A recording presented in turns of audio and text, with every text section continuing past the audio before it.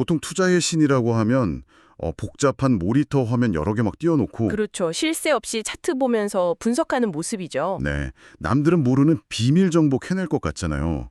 평생 개별 기업을 치밀하게 분석해서 수십조 원의 부를 쌓은 그런 사람 말이죠. 엄청난 정보력이랑 뭐랄까 통찰력으로 무장하고 시장을 예측하는 월스트리트의 전형적인 이미지가 딱 떠오르죠. 근데 그 투자의 신 워런 버핏이 자신의 아내한테 남긴 유언장에 아주 뜻밖의 문장이 있었습니다. 내 자산의 90%는 S&P 500 인덱스 펀드에 넣어라. 아니 평생 개별 주식 분석해서 돈 번 사람이 왜 정작 가족한테는 종목 하나 고르지 말고 시장 전체를 사라고 했을까요? 사실 버핏의 그 한 문장이 시사하는 바가 엄청 큽니다. 평생 투자의 최전선에 있었던 사람이 결국 가장 단순한 방식이 가장 수학적으로 완벽하다는 걸 인정한 셈이거든요. 맞아요. 그 유언장 한 줄에 자본주의의 가장 강력한 치트키가 숨어 있다고 생각합니다. 그래서 이번 심층 탐구에서는 바로 그 치트키의 뚜껑을 열어보려고 합니다. 저희가 진짜 방대한 자료를 모았는데요. 복잡한 금융 용어는 전부 다 걷어내고 초등학생도 이해할 수 있는 세상에서 가장 쉬운 ETF 총정리 시간으로 준비했습니다. 우리 청취자분들이 당장 써먹을 수 있는 핵심만 아주 쉽게 파헤쳐 보겠습니다. 아주 좋습니다. 기초부터 실전까지 짚어보면 좋겠네요. 제가 먼저 자료들을 쭉 보면서 이 ETF 구조를 뜯어보니까 솔직히 무슨 대단한 금융기법이라기보다는 그냥 편의점 종합도시락 같다는 생각이 들더라고요. 오, 편의점 도시락. 아주 직관적이고 찰떡 같은 비유네요. 그렇죠. 우리가 밥으로 삼성전자를 사고 불고기로 애플을 사고 뭐 반찬으로 달러를 따로따로 산다고 쳐볼게요. 이거 한 주씩만 사도 수십만 원, 수백만 원이 훌쩍 넘어가서 지갑이 완전 텅 빌 거란 말이에요. 맞아요. 개별로 다 담으려면 개인 투자자들 자금력으로는 어림도 없죠. 근데 이 모든 걸 하나로 꽉꽉 눌러 담은 도시락을 사면 단돈 몇만 원에 전 세계 1등 기업들의 지분을 동시에 쫙 가질 수 있는 거잖아요. 그게 바로 ETF, 즉 상장지수 펀드의 본질입니다. 아주 소액으로도 완벽한 분산 투자를 가능하게 해주는 엄청난 도구죠. 근데 잠깐만요. 전문가가 알아서 여러 주식을 묶어서 모아준다. 이거 예전에 우리 부모님 세대나 제가 은행 창고 가서 가입하던 그 일반 펀드랑 똑같은 거 아닌가요? 아, 이름에 펀드가 들어가니까 그렇게 생각하실 수 있죠. 저 예전에 펀드에 투자했다가 수익은커녕 수수료만 왕창 떼이고 원금 깎여서 소갈이 한 적이 있거든요. 굳이 일반 펀드 놔두고 ETF를 사야 하는 진짜 이유가 있나요? 여기서 정말 흥미로운 점은 구조의 차이입니다. 과거에 일반 펀드를 속이 까맣게 안 보이는 블랙박스나 비싼 코스요리라고 한다면 ETF는 투명한 유리창이자 가성비 좋은 한정식 백반이거든요. 블랙박스랑 투명한 유리창이요? 좀 더 구체적으로 설명해 주시면요. 일반 펀드는 펀드 매니저라는 사람의 주관적인 판단이 엄청 개입됩니다. 누군가 직접 발로 뛰고 기업 분석을 해야 하니까 막대한 인건비가 발생하죠. 그래서 매년 내 원금의 1%에서 많게는 2% 이상을 수수료로 계속 떼어갑니다. 와, 2%요? 네. 반면에 ETF는 컴퓨터 알고리즘이 정해진 지수를 기계적으로 쫙 추종합니다. 매니저 인건비가 싹 빠지니까 수수료가 커피 한 잔 값, 그러니까 0.03%에서 0.07% 수준으로 뚝 떨어지죠. 1%랑 0.03%요. 숫자로만 들으면 1%도 엄청 작아 보이긴 하는데 이게 진짜 체감이 될 정도로 큰 차이를 만드나요? 장기 투자의 세계에서 1% 차이는 진짜 치명적입니다. 단적인 예로 계산을 한번 해볼까요? 매년 8% 수익이 나는 시장에 1억 원을 30년간 묻어둔다고 가정을 해보죠. 네, 1억을 30년 동안. 수수료가 0.03%인 ETF는 30년 뒤에 약 10억 원이 됩니다. 와, 10억 원이요. 대박이네요. 네, 하지만 수수료가 1.5%인 일반 펀드는 똑같은 수익률인데도 30년 뒤에 6억 5천만 원밖에 안 됩니다. 잠깐만요. 10억이랑 6억 5천이요? 3억 넘게 차이가 나잖아요. 맞아요. 수수료 1% 남짓한 차이가 복리로 계속 구르면서 내 노후 자금의 3분의 1을 그냥 증발시켜버리는 겁니다. 와, 수수료가 내 원금을 갉아먹는 진짜 무서운 기생충이었네요. 게다가 예전 펀드들은 내 돈이 당장 어디 들어가 있는지도 몰랐어요. 몇 달 뒤에 날아오는 우편물 봐야 아, 여기 있구나 했잖아요. 맞습니다. 하지만 ETF는 PDF, 즉 포트폴리오 구성 내역이라는 걸 통해서 매일매일 내 돈이 어느 기업에 몇 % 들어가 있는지 스마트폰으로 아주 투명하게 들여다볼 수 있습니다. 투명하다는 게 진짜 큰 장점이네요. 그리고 또 하나 주식시장에 상장되어 있어서 주식처럼 실시간으로 1초 만에 사고 팔 수 있죠. 예전 일반 펀드는 돈을 빼려고 환매 요청해도 며칠씩 기다려야 했던 거 기억나시죠? 그거랑 비교하면 엄청난 유동성입니다. 싸고 투명하고 원할 때 바로바로 현금화할 수 있다. 구조적 장점은 아주 확실하네요. 근데 단순히 싸다는 이유만으로 전 세계 200조 원이 넘는 거대한 돈이 ETF로 블랙홀처럼 막 빨려 들어가진 않았을 거란 말이죠. 그렇죠. 수수료 외에도 엄청난 무기가 하나 더 있습니다. 제가 만약에 500개 기업이 담긴 도시락을 샀다고 쳐보죠. 근데 시간이 지나면 그중에는 실적 나빠져서 망하는 기업도 당연히 나올 거 아니에요. 예전에 필름 시장 다 씹어막던 코닥이나 휴대폰 1등이던 노키아도 결국 몰락했잖아요.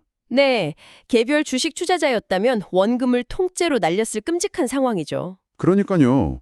이 도시락을 평생 들고 있으면 그런 썩은 반찬들도 계속 안고 가야 하는 거 아닌가요? 바로 그 지점에서 시장지수 ETF의 진짜 강력한 무기가 작동합니다. 이른바 자동 리밸런싱, 그러니까 종목 교체의 마법이죠. 종목을 알아서 교체해 준다고요? 네, ETF는 한 번 담은 기업을 영원히 가져가는 그런 고인물이 아닙니다. 지수를 산출하는 기관의 엄청 엄격한 규칙에 따라서 실적이 나빠지고 시가총액이 쪼그라드는 기업은 알아서 바구니에서 방출해버립니다. 잠깐, 방출을 한다고요? 주가가 한참 떨어졌을 때 팔아버리면 결국 바닥에서 손절매하는 거잖아요. 쌀 때 더 사서 버텨야 하는 거 아니에요? 개별 주식 투자자의 관점에서는 딱 그렇게 생각하기 쉽죠. 하지만 시장 전체의 관점에서는 완전히 다릅니다. 시대의 흐름을 놓쳐서 구조적으로 쇠퇴하는 기업을 계속 안고 있는 건 기다림이 아니라 그냥 가치 훼손이거든요. 아, 언젠간 오르겠지 하는 그 희망 회로가 안 통한다는 거군요. 맞습니다. ETF 알고리즘은 감정이 없어요. 미련을 안 가집니다. 기준에 미달하면 냉정하게 딱 잘라내고 그 빈자리에 새롭게 시장을 주도하는 신흥 강자를 자동으로 채워넣습니다. 과거에 테슬라나 요즘 엔비디아가 그런 식으로 S&P 500 지수에 편입되면서 전체 수익률을 확 견인했던 것처럼요. 아, 듣고 보니 이거 완전 냉혹한 국가대표팀 감독 같네요. 선수가 부상을 당하거나 폼이 뚝 떨어지면 미련 없이 알아서 방출해버리고. 그렇죠. 가치 없이 빼버리죠. 그리고 요즘 리그에서 제일 펄펄 나는 신인 선수를 데려와서 팀 전체의 승률을 계속 최고조로 유지하는 거군요. 저는 그냥 벤치에 앉아서 감독이 팀 굴리는 것만 편하게 구경하면 되는 거고요. 정말 완벽한 비유입니다. 이 생존 게임 같은 자동 교체 시스템 덕분에 우리 청취자분들이 퇴근 후 피곤한 몸이 끌고 수십 개 기업 재무제표를 골머리 알아가며 분석할 필요가 없는 겁니다. 진짜 직장인들한테는 최고의 장점이네요. 네, 개별 주식이 하루에 10%씩 폭락해서 밤잠 설치는 그런 스트레스에서 완전히 해방되는 거죠. 폼 떨어진 선수는 쳐내고 에이스만 남긴다니까 진짜 마음이 편안해집니다. 근데 제가 자료를 더 보다 보니까 묘한 걱정이 하나 생겼어요. 어떤 걱정이시죠? 아까 주식처럼 실시간으로 사고 팔 수 있다고 하셨잖아요. 근데 만약에 엄청난 폭락장이 와서 다들 팔려고만 하고 사는 사람이 시장에 아무도 없으면 어쩌죠? 거래량이 부족해서 제 돈이 ETF 안에 그대로 묵혀버리는 불상사가 생기진 않을까요? 유동성에 대한 걱정이군요. 근데 그 부분도 시스템적으로 아주 안전장치가 완벽히 마련되어 있습니다. ETF 생태계에는 유동성 공급자, 영어로 LT라고 부르는 기관들이 의무적으로 존재하거든요. LP요? 그게 어떤 역할을 하는데요? 주로 대형 증권사들이 이 역할을 맡는데요. ETF가 담고 있는 실제 주식들의 가치를 다 합친 것을 순자산 가치, 즉 NAV라고 부릅니다. 만약 시장에 사는 사람이 아무도 없어서 ETF 가격이 이 적정 가격보다 터무니없이 막 떨어지려고 한다. 네, 그럼 제 손해가 막심해지잖아요. 그때 바로 이 LP들이 개입합니다. 적정 가격에 매수호가를 대량으로 딱 걸어줘서 투자자들의 물량을 다 받아주는 거죠. 반대로 너무 비싸지면 매도 물량을 내놓고요. 그럼 극단적인 거래 절벽 상황이 와도 저는 언제든 적정한 가격에 팔고 나갈 수 있다는 뜻인가요? 정확합니다. 혼자 덩그러니 남겨져서 헐값에 눈물을 먹고 넘기는 그런 불상사는 애초에 원천 차단되어 있는 영리한 생태계인 거죠. 와, 든든하네요. 자, 이제 ETF가 얼마나 싸고 안전하고 완벽한 도시락인지 알았습니다. 그래서 제가 당장 증권사 앱을 딱 켰는데 문제가 생겼습니다. 메뉴판이 너무 복잡해요. 종류가 수천 개가 넘으니까 눈이 핑핑 돌죠. 네, 무슨 코덱스 미국 S&P 500, 타이거 나스닥 100. 아니, 이 암호 같은 이름들은 대체 어떻게 해독해야 합니까? 생각보다 아주 간단합니다. 맨 앞에 붙는 코덱스, 타이거 같은 영단어는 단순히 그 상품을 만든 운용사의 브랜드 이름이에요.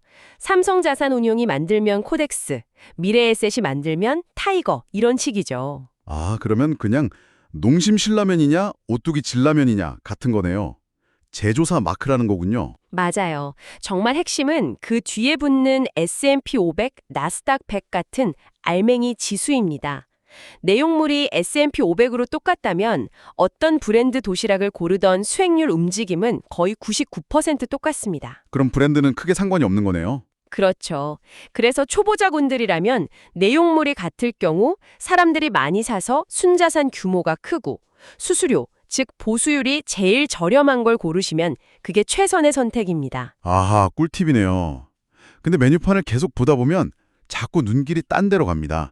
솔직히 S&P 500이 안전하고 좋은 건 알겠는데 1년에 뭐 10% 수익률은 좀 심심하잖아요. 수익률에 대한 갈증이 생기기 시작하는군요. 네, 그 옆에 보니까 막 수익률 3배 레버리지 TQQQ 아니면 연 15% 월배당 커버드 콜 이런 엄청 자극적이고 매운맛 메뉴들이 있더라고요.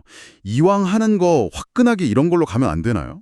이것이 정말 중요한 질문을 던지게 하는데요. 자본시장에서 공짜 점심은 절대 없다는 걸 명심하셔야 합니다. 기대 수익률이 유독 높다는 건 겉으로 보이지 않는 치명적인 수학적 함정이 그만큼 깊게 파여 있다는 뜻이거든요. 함정이요? 3배 레버리지는 그냥 수익도 3배, 손실도 3배? 아주 정직한 거 아니에요? 특히 그 3배 레버리지 같은 상품은 일간 변동성의 침식이라는 아주 무서운 현상을 겪게 됩니다. 변동성의 침식이요? 주가가 오르락내리락 하는 게 왜 침식을 만들죠? 제가 아주 쉬운 계산을 하나 해드릴게요. 100달러짜리 일반 ETF랑 3배 레버리지 ETF가 있다고 쳐보죠. 시장에 큰 악재가 떠져서 하루 만에 10%가 폭락했습니다. 일반 ETF는 당연히 90달러가 되겠죠. 네. 그럼 3배 레버리지는 30%가 폭락하니까 70달러가 되겠네요. 3배니까 떨어질 때 뼈 아픈 건 당연히 각오해야죠. 문제는 그 다음날 발생합니다. 시장이 바로 회복해서 90달러였던 일반 ETF가 11.1% 오르면 다시 원금 100달러를 딱 회복합니다. 아, 시장은 제자리로 돌아온 거네요. 그렇죠. 그럼 3배 레버리지는 이날 일반 ETF 상승분의 3배, 즉 33.3%가 오르게 됩니다. 자, 70달러에서 33.3%가 오르면 얼마일까요? 잠깐만요. 70에 33%면 한 23 정도니까. 합치면 93달러요. 시장은 완전히 제자리로 돌아왔는데 제 계좌는 왜 여전히 7달러가 마이너스인 거죠? 정확히 보셨습니다. 이게 바로 음의 복리 효과입니다. 주식시장이 한 방향으로만 쫙 오르지 않고 그냥 제자리에서 오르락내리락 행보만 하더라도 레버리지 ETF의 원금은 소리 없이 깎여 나갑니다. 와, 횡보만 해도 원금이 녹아내린다니 진짜 끔찍하네요. 장기 투자할수록 무조건 불리한 거잖아요. 맞습니다. 초보자분들이 절대 장기로 가져가면 안 되는 구조죠. 그럼 요새 은퇴자분들한테 엄청 유행하는 커버드 콜은 어떤가요? 주가가 떨어져도 매달 15%씩 따박따박 이자처럼 배당금을 준다니까 마음 엄청 편할 것 같은데요. 그것도 함정이 있습니다. 커버드 콜의 배당금은 건물에서 나오는 월세나 예금 이자 같은 안전한 고정 수익이 절대 아닙니다. 네. 그럼 그 돈은 어디서 나오는 건데요? 이 상품의 구조를 초등학생도 이해하기 쉽게 비유해 볼게요. 복권을 한 장 샀다고 상상해 보세요. 당첨번호 발표 직전에 누군가 다가와서 이렇게 말합니다. 그 복권 1등 당첨되면 나한테 줘. 대신 내가 지금 당장 현금 10,000원 줄게. 오, 꽉 나올 수도 있는데 10,000원 준다고요? 네, 그 현금 10,000원을 받는 게 바로 커버드콜의 배당금입니다. 만약 복권이 꽝이면 나는 10,000원을 벌었으니 이득이죠. 주가가 횡보하거나 떨어질 때는 배당금을 받으니까 방어가 되는 것처럼 보입니다. 그쵸. 나쁘지 않아 보이는데요. 하지만 주가가 폭등해서 그 복권이 진짜 1등에 당첨되면 어떻게 될까요? 아, 저는 이미 그 사람한테 당첨금을 넘기기로 약속했으니까 그 엄청난 수익을 다 놓치게 되네요. 맞습니다. 내 주식이 크게 오를 권리를 남에게 팔아서 그 돈으로 배당을 주는 파생 구조거든요. 아, 이거 완전히 복권 당첨 직전에 막권을 파는 행위네요. 상승장에서는 뚜껑이 덮여서 이익을 못 먹고 하락장에서는 내 원금이 똑같이 깎이는데 그 쥐꼬리만한 배당금으로 위안을 삼는 거군요. 위험은 닫도 않으면서 대박 기회는 포기한다니 완전히 손해보는 장사잖아요. 정확한 통찰입니다. 그래서 전문가들은 초보자일수록 당장의 높은 분배율에 현혹되지 마시라고 당부합니다. 장기적으로 자산을 불려야 한다면 순자산 규모가 크고 보수율이 낮은 시장 대표 지수 ETF를 고르는 게 정답입니다. 하마터면 화려한 양념에 속아서 독이 든 매운맛을 고를 뻔했습니다. 여러분도 절대 속으시면 안 됩니다. 자, 그럼 얌전하게 아주 안전하고 튼튼한 S&P 500 ETF를 골랐습니다. 근데 이걸 어떤 그릇, 그러니까 어떤 계좌에 담느냐에 따라서 나중에 우리가 가져갈 돈이 수천만 원 차이가 날 수 있다던데요. 이거 사실인가요? 100% 사실입니다. 아무리 좋은 ETF를 골라도 세금을 무시하면 밑빠진 독에 물 붓기거든요. 세금이 그렇게 센가요? 우리가 일반 주식 계좌에서 해외 지수를 추종하는 ETF를 사서 수익을 내면 나중에 수익금의 15.4%를 무조건 세금으로 내야 합니다. 1,000만 원을 벌면 154만 원이 그냥 공중으로 날아가는 거죠. 와, 너무 아까운데요? 내 피 같은 돈을. 그래서 국가에서 장려하는 절세 계좌, 대표적으로 ISA, 즉 개인종합자산관리계좌를 반드시 활용하셔야 합니다. 이걸 쓰면 판도가 완전히 바뀝니다. ISA 계좌요. 비과세 혜택이 있다는 건 얼핏 들었는데 정확히 어느 정도 혜택인가요? 일반형 기준으로 200만 원, 서민형은 최대 400만 원까지 수익에 대해서 세금이 아예 0원, 비과세입니다. 게다가 이 계좌의 가장 강력한 마법은 손익통산이라는 기능이에요. 손익통산이요? 이익과 손실을 통으로 합쳐준다는 건가요? 네, 맞습니다. 일반 계좌는 내가 잃은 돈은 안타깝지만 그냥 무시해버려요. 그리고 번 돈에 대해서만 얄짤없이 15.4%를 떼어갑니다. 잠깐만요. 그럼 제가 A 종목에서 500만 원 벌고 B 종목에서 300만 원 잃었으면 제 손에 실제로 남은 건 200만 원뿐이잖아요. 근데 세금은 500만 원 번 기준으로 매긴다고요? 와, 진짜 억울하네요. 그게 일반 계좌의 맹점이죠. 그런데 ISA 계좌에서는 이익과 손실을 합쳐서 계산해줍니다. 아까 그 상황이라면 전체 수익 500만 원에서 손실 300만 원을 빼서 진짜 내 순이익인 200만 원에 대해서만 세금을 계산하는 거죠. 오, 합리적이네요. 게다가 비과세 한도가 마침 딱 200만 원이니까 결과적으로 내가 내야 할 세금은 0원이 되는 겁니다. 와, 계산해보기가 진짜 엄청난 차이네요. 결국 이게 무슨 의미냐면 우리 평범한 직장인들이 굳이 미국 주식 앱 켜서 비싼 세금 내가며 해외 직구할 필요가 없다는 거잖아요. 그렇죠. 그냥 한국 시장에 상장된 국내 상장 미국 ETF를 이 ISA 계좌나 연금 계좌에서 꾸준히 사모으는 게 세금도 아끼고 최고의 꿀팁이네요. 아주 훌륭한 요약입니다. 연금저축이나 IRP 계좌까지 활용하면 당장 낼 세금을 먼 미래로 미루는 과세 이연 효과까지 누리면서 복리 효과를 극대화할 수 있습니다. 좋습니다. 좋은 도시락도 골랐고 세금 안 내는 완벽한 그릇도 세팅했습니다. 근데 사람 심리라는 게 좀 그렇잖아요. S&P 500 하나만 사기엔 뭔가 허전하단 말이죠. 허전하시다고요? 500개 기업이 들어있는데도요? 네, 요새 AI가 워낙 난리니까 S&P 500 기본으로 딱 깔고 나스닥 100도 좀 사고 AI 테마 ETF에 반도체 ETF까지 한 10개쯤 사서 쫙 분산해 놓으면 더 안전하고 수익도 폭발하지 않을까요? 이것을 더 큰 그림과 연결해 본다면 초보자들이 흔히 저지르는 가장 위험한 실수 중 하나입니다. 이른바 ETF 잡탕찌개를 끓이는 거죠. 잡탕찌개요? 아니, 찌개는 재료가 많이 들어갈수록 맛있는 거 아니에요? 시장지수 ETF의 속을 들여다보면 이야기가 완전히 다릅니다. S&P 500 ETF에서 가장 비중이 큰 기업들이 어딜까요? 뭐 애플, 마이크로소프트, 엔비디아 같은 빅테크 기업들이겠죠. 맞습니다. 근데 거기에 나스닥 100을 치가하고 반도체 ETF를 또 산다. 겉으로는 세 개의 다른 상품을 사서 분산 투자한 것 같지만 결국 똑같은 빅테크 기업들을 중복해서 계속 담게 되는 꼴입니다. 아, 분산을 한 게 아니라 오히려 특정 빅테크 기업들한테 내 돈을 왕창 몰빵하고 있었던 거네요. 배에 승객을 골고루 태운 줄 알았는데 한쪽으로만 사람들이 다 몰려있는 셈이네요. 정확합니다. 쓸데없이 여러 군데로 수수료만 많이 빠져나가고 나중에 관리도 불가능해지죠. 진짜 포트폴리오 분산은 중복되는 테마를 섞는 게 아니라 내 생애 주기에 맞춰서 서로 다른 자산을 배분하는 겁니다. 생애 주기요? 나이에 따라서 ETF 전략이 달라야 한다는 말씀이신가요? 그럼요. 예를 들어 30대라면 어떨까요? 앞으로 월급 받을 날이 20년 이상 남았죠. 시장이 반토막 나도 근로소득으로 버티며 회복을 기다릴 수 있습니다. 이때는 S&P 500이나 나스닥 100 같은 주식형 ETF의 80% 이상 꽉꽉 채워서 자산 덩치를 키우는 데 올인해야 합니다. 아, 젊을 때는 공격적으로 불려라. 그럼 40대, 50대는요? 40대부터는 현금 흐름을 슬슬 섞어야 합니다. 지수형 50%, 배당형 30%, 채권 20% 이런 식으로요. 그러다 50대, 60대가 돼서 은퇴가 코앞이다. 이때 시장 폭락하면 당장 생활비가 끊기거든요. 진짜 피말리겠네요. 그때는 방어가 최우선이겠어요? 맞습니다. 폭발적인 성장보다는 생존이 먼저입니다. 주식형 비중을 40%로 줄이고 배당형이랑 안전한 채권형 ETF 비중을 60% 이상으로 확 끌어올려야 합니다.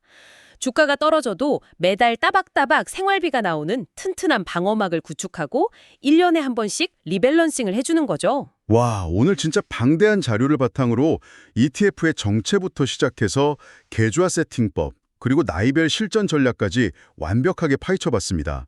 결국 우리 대화를 정리해보면 이렇네요. 네, 핵심이 뭘까요? 수수료 비싼 펀드나 위험한 3배 레버리지는 피하고 절세 계좌라는 튼튼한 방패를 든 채로 시장 전체를 대변하는 투명한 도시락을 지루하지만 확실하게 삼아오는 것. 이게 자본주의에서 승리하는 공식이라는 거네요. 완벽합니다. 적은 돈으로 세계 최고의 기업을 한 번에 소유할 수 있는 가장 효율적인 도구니까요. 재미없어 보이는 그 꾸준함이 결국 장기적으로는 어마어마한 자산 격차를 만들어낼 겁니다. 오늘 우리 청취자분들께 전달해드린 이 내용들이 자료들에 기반한 팩트이긴 하지만 저는 여기서 한 걸음 더 나아가서 여러분이 투자의 본질에 대해 깊이 생각해 보셨으면 좋겠습니다. 출처 자료들의 논의를 확정해 보는 거군요. 어떤 관점이죠? 보통 자료들을 보면 미국 시장이 역사적으로 우상향했으니까 믿으라고 하잖아요. 근데 그 우상향의 진짜 원동력이 뭔지 한번 생각해 보는 거죠.